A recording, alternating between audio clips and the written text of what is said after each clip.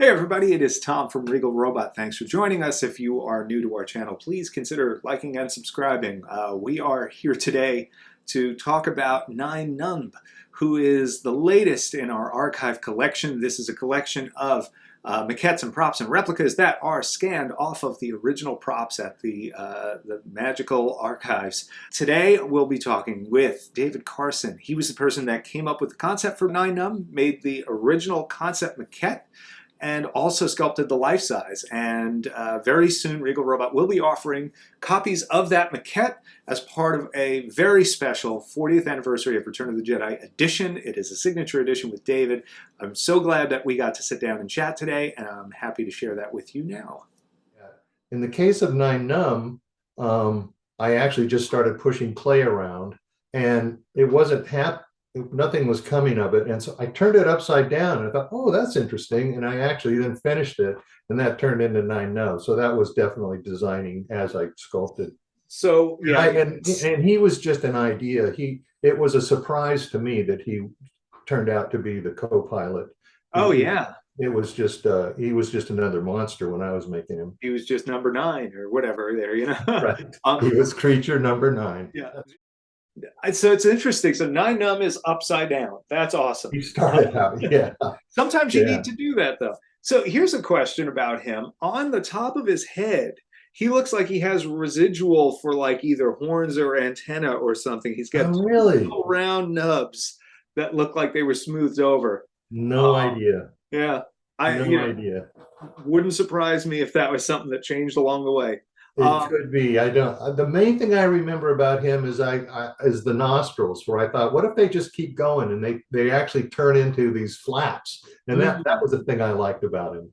That is kind of neat. Yeah, I always like. I feel like Nikto has a little of a similar thing where his nostrils kind of trail off and come out down here. I like when you can kind of flow something away, you know, from the middle of the piece.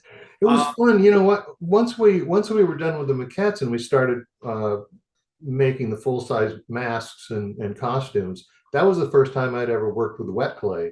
And we just all had, you know, wet clay, and we learned how to spritz it and keep it workable and let it dry so you can carve it and then spritz it again.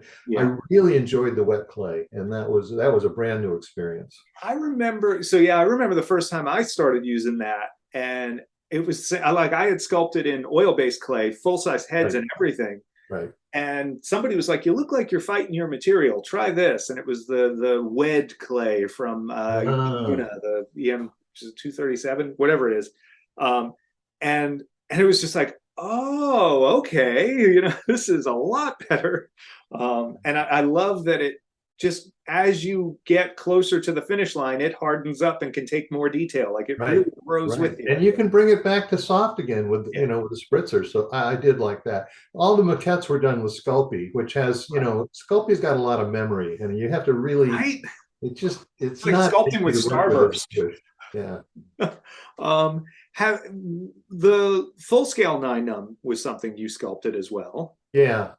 And was that, I mean, it's a pretty straightforward interpretation of what you did on the small one, right? Yeah, I don't think, you know what, I don't think I've ever seen any pictures of that full-size sculpt, but it was basically just a blow up of the maquette.